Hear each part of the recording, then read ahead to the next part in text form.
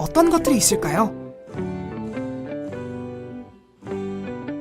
진원은 지진이 발생한 곳으로 지진을 일으키는 에너지가 발생한 지하 내부 지점을 말해요. 진앙은 진원에서 바로 위 지표면과 만나는 지점입니다. 지진의 크기는 어떻게 나타낼까요? 지진의 크기를 나타내는 척도에는 규모, 진도가 있는데 둘 다 숫자가 클수록 더 강한 지진을 의미해요. 규모는 지진 자체가 가지고 있는 에너지의 크기이며 아라비아 숫자로 나타내요. 규모 1이 커지면 지진파의 진폭은 10배, 방출되는 에너지는 약 32배 증가해요. 지진이 발생했을 때 어느 곳에서든 그 지진의 규모는 동일해요. 진도는 내가 있는 위치에 따라 흔들림을 느끼는 정도를 말하며 로마 숫자로 표현해요.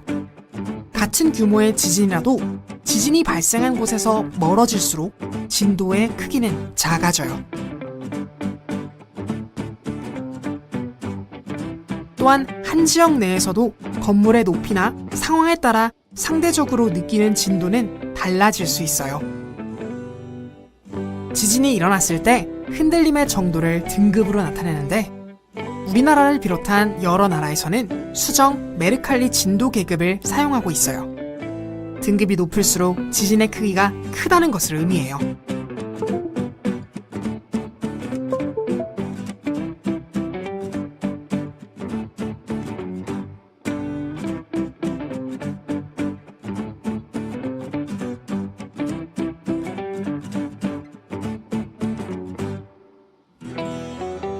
진도 정보는 17개의 광역시도별로 제공하고 있으며 기상청 모바일 웹, 날씨누리 홈페이지에서 확인할 수 있어요. 기상청과 함께한 저는 과학국이었습니다. 쉽고 재미있게 배우는 어린이 지진과학교실 3편 지진 통보 기준. 지진이 발생했어요. 지진 정보는 어떤 기준으로 발표할까요? 지진이 발생하면 지진 관측소에서 감지된 지진파가 기상청으로 실시간 전송돼요.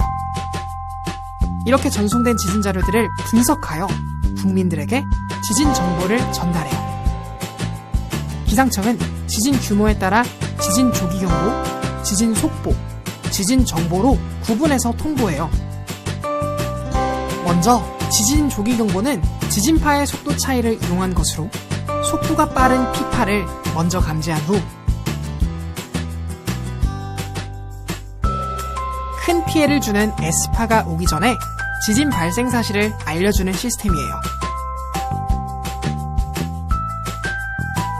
규모 5.0 이상 지진이 발생하면 신속하게 지진 조기경보를 발표하고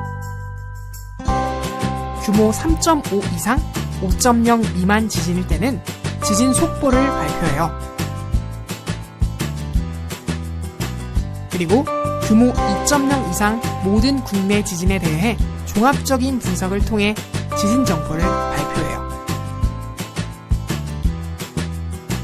지진은 예측할 수 없기 때문에 신속한 지진 통보로 지진이 발생했다는 사실을 빠르게 안다면 사람들이 지진에 대비할 수 있는 시간이 생겨 인명과 재산 피해를 줄일 수 있어요. 기상청과 함께한 저는 과학국이었습니다. 쉽고 재미있게 배우는 어린이 지진과학교실 4편 지진해일. 여러분, 혹시 바다에서도 지진이 일어나는 사실을 아시나요? 2004년에 인도네시아의 수마트라 섬 부근 바다 밑에서 일어난 지진으로 인해 지진해일이 발생해 엄청난 피해를 줬어요.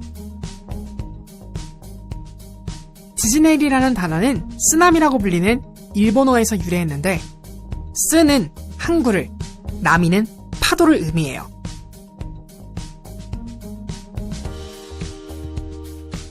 이 용어는 1896년 6월 일본 산리쿠 연안에서 발생한 지진해일 피해가 알려지면서 세계 공통어로 사용되었어요.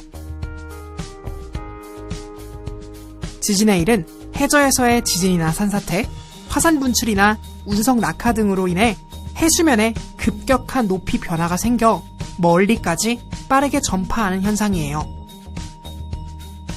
먼 바다에서 지진의 일 파도는 해수면으로부터 수십 센티미터 이하이지만 얕은 바다에서는 급격하게 높아져서 우리의 생명을 위협하는 파도가 돼요.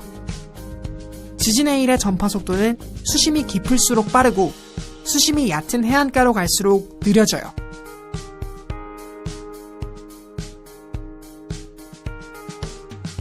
만약 우리나라에 지진의 일이 발생할 것으로 예상되면 기상청에서는 지진의 일 정보, 지진의 일 특보를 발표해요. 해안가에서 지진을 느끼거나 바닷물이 갑자기 빠져나간다면 지진의 일이 발생할 수 있으니 신속하게 해안에서 벗어나 지진의 일 긴급 대피 장소나 튼튼한 건물 3층 이상으로 올라가야 해요. 기상청과 함께한 저는 과학쿠키였습니다. 쉽고 재미있게 배우는 어린이 지진과학교실 5편 화산. 화산이란 지하 깊은 곳에서 생성된 마그마가 벌어진 지각의 틈을 통하여 지표 밖으로 나올 때 용암이나 화산 쇄설물이 분출하여 만들어진 산을 말해요. 땅속 깊은 곳에서 지구 내부의 높은 열로 암석이 녹아있는 상태의 물질인 마그마가 식으면서 마그마망의 압력이 높아져요. 이후 마그마가 그 위에 지표를 뚫고 올라오면 화산이 형성돼요. 이때 마그마가 지표로 나와 액체 상태로 흐르는 물질을 용암이라고 해요.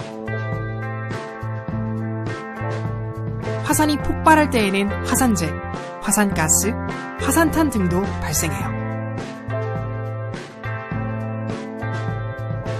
화산은 용암의 특성에 따라 종상화산, 순상화산, 성층화산으로 나눌 수 있어요.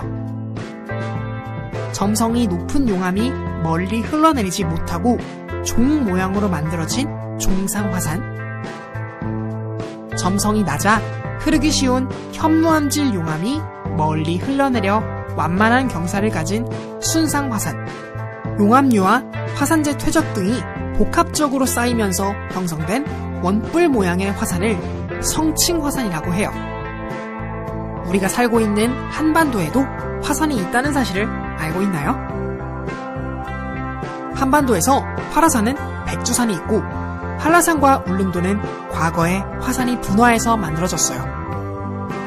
그중 백두산은 역사 기록을 살펴보면 과거 946년경에 화산 폭발의 크기를 측정하기 위해 0부터 9까지 나타낸 화산 폭발 지수에서 7에 해당되는 대규모 분화가 있었던 것으로 추정되고,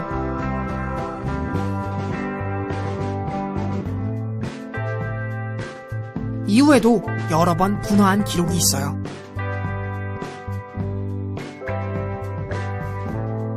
기상청에서는 우리나라에 영향을 줄 수 있는 주요 화산 29개를 포함해 전 세계 112개의 화산을 대상으로 화산 분화 활동을 감시하고 있어요. 만약 화산 분화로 우리나라에 영향이 있을 것으로 예상되면 화산재 특보를 발표합니다. 화산이 폭발하면 산불, 산사태, 그리고 화산재에 의한 대기오염 등 여러 가지 재해가 발생할 수 있어요.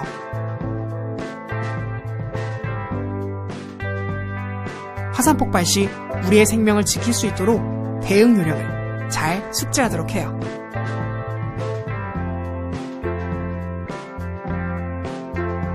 기상청과 함께한 저는 과학쿠키였습니다. 쉽고 재미있게 배우는 1분 지진과학교실 1편 지진이란 지구 내부에 급격한 지각 변동이 생겨 땅이 흔들리는 현상을 말합니다. 지구의 내부는 내핵과 외핵, 멘틀, 그리고 지각으로 구성되어 있습니다. 고체 상태이지만 유동적인 암석층으로 이루어진 멘틀의 상하부 온도 차이로 인해 멘틀에서는 끊임없이 대류 활동이 일어납니다. 멘틀 위의 지각은 멘틀 대류에 따라 당겨지고 밀려